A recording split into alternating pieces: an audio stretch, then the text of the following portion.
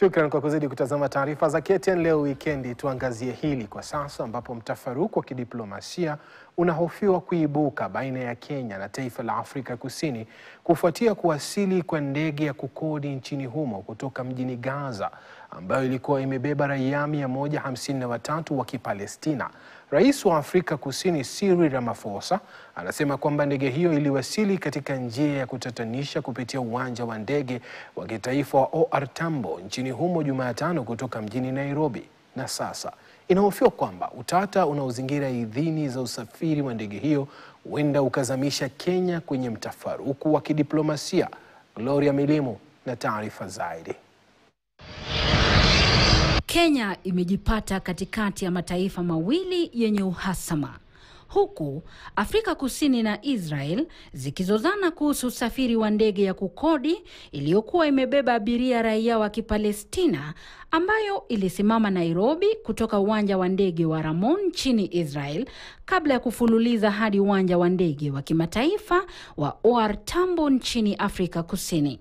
Hata hivyo, haijabainika sababu za kusimama huko kwa ndege hiyo nchini Kenya, huku duru za kuaminika zikiarifu KTN kwamba hii ni mojawapo ya masuala ambayo huenda yakaibua mtafaruku wa kidiplomasia. Tayari Rais wa Afrika Kusini Cyril Ramaphosa ameweka wazi kwamba serikali yake haikuwa imearifiwa kuhusu ndege hiyo wala abiria wake wa Kipalestina.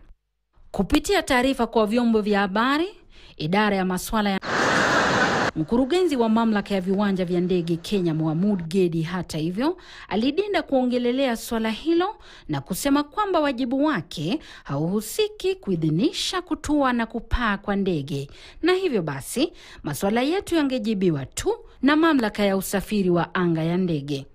Hata hivyo, wataalamu wa kibinafsi wa masuala ya usafiri wa ndege wameeleza KTN kwamba kabla ya safari ya ndege kama iliyobeba abiria hao kung'oa nanga, ni lazima taarifa kuhusu usafiri huo kufanywa kutoka nchi ambapo ndege hiyo itapaa.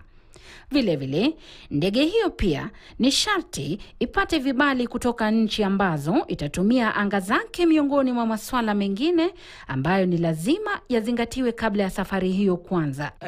Waziri mwandamizi Musalia Mudavadi vile vile anasema kwamba iwapo kungekuwa na ukiukaji wowote wa kanuni za usafiri wa aina hiyo, basi taifa lingejulishwa, ila hilo halikufanyika, japo Kenya itafanya uchunguzi wake kubaini iwapo kulikuwepo na mianya yoyote kuhusiana na usafiri huo.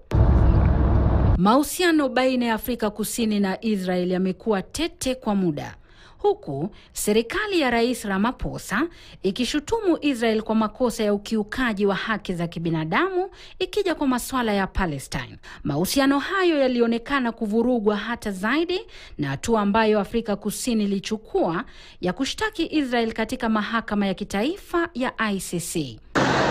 Ikiwa uhusiano wa Kenya kwenye usafiri huo ulikuwa wa shughuli ya uchukuzi tu kama kawaida au uchochezi wa kidiplomasia, ni kitendawili ambacho kinasubiri kung'amuliwa. Gloria Milimu, KTN.